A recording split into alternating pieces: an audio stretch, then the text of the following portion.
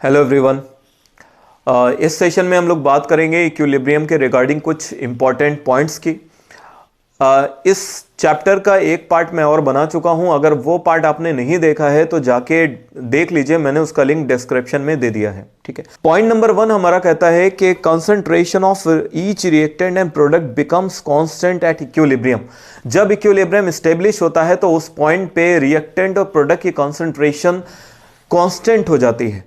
ठीक है, इसको एग्जाम्पल से समझ लेते हैं। फॉर एग्जाम्पल, हमारे पास एक रिएक्टेंट ए है और एक प्रोडक्ट पी है। इनिशियली टाइम 0 था जब, तो रिएक्टेंट की कॉन्सेंट्रेशन 100 थी, प्रोडक्ट 0 होगा। जब इक्विलिब्रियम यहां पे स्टेब्लिश हुआ एट इक्विलिब्रियम, तो रिएक्टेंट की कॉन्सेंट्रेशन 30 ग्राम रह गई और प्रोडक्ट हमारा यहां पे 70 ग्राम फॉर्म हो गया। ठीक है, इसको अगर हम ग्राफिकली रिप्रेजेंट करें तो इस तरह से कर सकते हैं। कंसंट्रेशन हमारी वाई एक्सेस पे है, टाइम हमारा एक्स एक्सेस पे है। ठीक है, यहां पे टाइम 0 है, 0 पे रिएक्टेंट हमारा 100% होगा। तो यहां से हम रिएक्टेंट स्टार्ट करेंगे बनाना। जैसे जैसे टाइम गुजरेगा ये कम होता चला जाएगा, लेकिन एक टाइम ऐसा आएगा जब ये कांस्टेंट हो जाएगा। इसी तरह से प्रोडक्ट 0 से स्टार्ट करेगा, इंक्रीज करेगा और एक टाइम के बाद ये कांस्टेंट हो जाएगा। जहां पे कांस्टेंट होगा उस पॉइंट को अपन क्या बोलेंगे? Equilibrium point. फॉर एग्जांपल, इस पॉइंट पे ये कांस्टेंट हो गया तो इस पॉइंट को हम लोग बोलेंगे इक्विलिब्रियम पॉइंट। इसी तरह से हम लोग एक और केस डिस्कस कर सकते हैं यहां पे कि ए से जब पी बना, इनिशियली ए हमारा 100 ग्राम था और पी हमारा 0 था, लेकिन जब इक्विलिब्रियम स्टेब्लिश हुआ तो ये 70 ग्राम था और ये 30 ग्राम था। इसको ग्राफिकली अगर रिप्रेजेंट करते हैं तो इस तरह से करेंगे, इधर कंसंट्रेशन हो गया, इधर टाइम हो गया, ये टाइम 0 है, रिएक्टेंट यहां से स्टार्ट होगा। ठीक है, ये कम हुआ, एक टाइम के बाद ये कांस्टेंट हो गया, प्रोडक्ट बढ़ा और एक टाइम के बाद ये कांस्टेंट हो गया। जिस पॉइंट पे कांस्टेंट हुआ उसको हम लोग क्या बोलेंगे? उसको बोलेंगे इक्विलिब्रियम पॉइंट। ठीक है, एक तीसरा केस भी यहां पे पॉसिबल है। तीसरा केस क्या पॉसिबल है उसको भी देख लेते हैं। फॉर एग्जाम्पल, हमारा रिएक्टेंट ए से पी बना रहा है। इनिशियली ये 100 ग्राम है, 100 ग्राम और ये 0 है। ठीक है, लेकिन जब इक्विलिब्रियम स्टेब्लिश हुआ तो उस पॉइंट पे ये 50 ग्राम था और ये भी 50 ग्राम था। ठीक है, यहां पे एक बात हमें समझनी है कि इक्विलिब्रियम पे कंसंट्रेशन ऑफ रिएक्टेंट और प्रोडक्ट ये सेम हो भी सकते हैं और नहीं भी।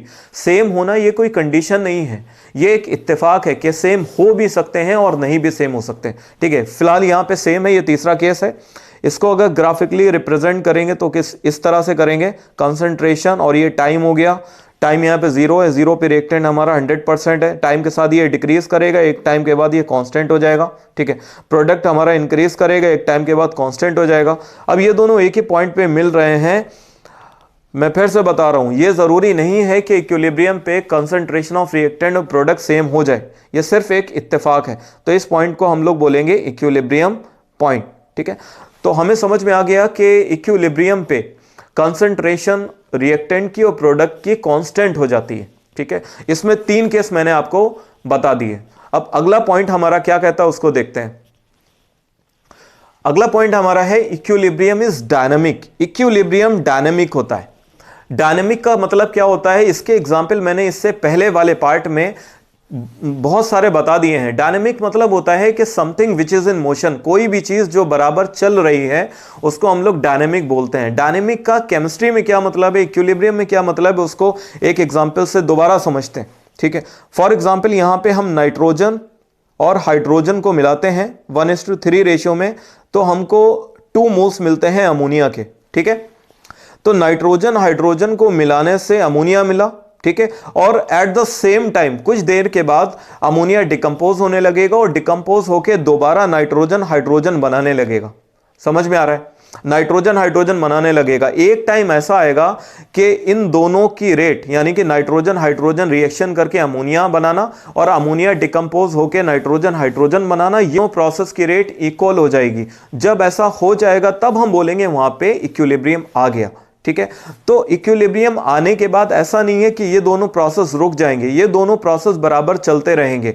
नाइट्रोजन हाइड्रोजन रिएक्शन करके अमोनिया बनाते रहेंगे, at the same time ammonia decompose होके नाइट्रोजन और हाइड्रोजन बनाता रहेगा। ठीक है, अब हम अगले पॉइंट की बात करते हैं।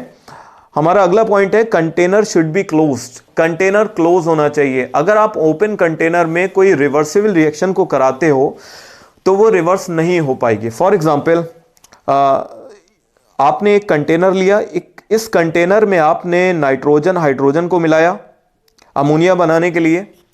अमोनिया तो बनेगा, लेकिन अमोनिया जितना जितना बनता जाएगा उतना उतना वो एयर में एक्सपोज होता चला जाएगा, एटमॉस्फेयर में वो एक्सपोज होता चला जाएगा। जैसे क्या होगा, अमोनिया बचेगा ही नहीं। जब बचेगा ही नहीं तो वो डिकम्पोज होकर नाइट्रोजन हाइड्रोजन दोबारा कैसे बना पाएगा? ठीक है, तो ओपन कंटेनर में कभी भी इक्विलिब्रियम को एस्टेब्लिश नहीं किया जा सकता। अगर इक्विलिब्रियम हमें एस्टेब्लिश कराना है तो हमें वहां पे कंटेनर क्लोज लेना पड़ेगा। ठीक है, अगला पॉइंट हमारा है equilibrium can be attend from both sides. Equilibrium को दोनों साइड से अटेन किया जा सकता है। क्या मतलब है इसका? For example we take nitrogen dinitrogen tetroxide N2O4, यह बनाता है नाइट्रोजन डाइऑक्साइड 2NO2। एक टाइम के बाद इन दोनों के बीच में N2O4 और NO2 के बीच में इक्विलिब्रियम एस्टेब्लिश हो जाएगा। ठीक है, और फिर उसके बाद दोनों की कंसंट्रेशन कांस्टेंट हो जाएगी। लेकिन सपोज दैट हमारे पास N2O4 नहीं है, हमारे पास NO2 है, तो NO2 ये आपस में रिएक्शन करेगा और रिएक्शन करने के बाद ये बना लेगा N2O4। ठीक है, तो इक्विलिब्रियम को हम लोग दोनों साइड से अटेन कर सकते हैं। अगर N2O4 आपके पास है तो उससे NO2 बना सकते हो, NO2 आपके पास है तो उससे N2O4 बना सकते हो। ठीक है, हमारा अगला पॉइंट है equilibrium point is detected by either concentration, pressure और कलर। आपको कैसे मालूम चलेगा कि इस रिएक्शन में, इस केमिकल प्रोसेस में या फिजिकल प्रोसेस में इक्विलिब्रियम आ गया है? तो इक्विलिब्रियम पहचानने के कुछ पैरामीटर्स होते हैं। उनमें से कुछ पैरामीटर यहां पे मैंने लिखे हैं। कंसंट्रेशन हो गया, प्रेशर हो गया और कलर हो गया।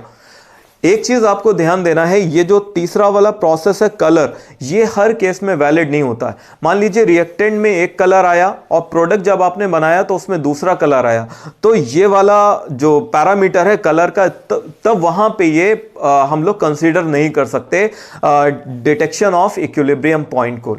ठीक है, अगला पॉइंट हमारा है, हमने आपको ये बात पहले भी बताई है कि जब इक्विलिब्रियम एस्टेब्लिश होता है वहां पे दोनों प्रोसेस की रेट इक्वल हो जाती है, या हम ऐसे कहें कि जब दोनों प्रोसेस की रेट इक्वल होती है तब वहां पे इक्विलिब्रियम एस्टेब्लिश हो जाता है। तो इसीलिए यहां पे लिखा हुआ है rate of backward reaction is equal to the rate of forward reaction. ये कब होगा? जब इक्विलिब्रियम एस्टेब्लिश हो जाएगा, एट इक्विलिब्रियम। तो ये कुछ पॉइंट्स थे जो इक्विलिब्रियम के रिगार्डिंग थे। आई होप आपके समझ में आया होगा।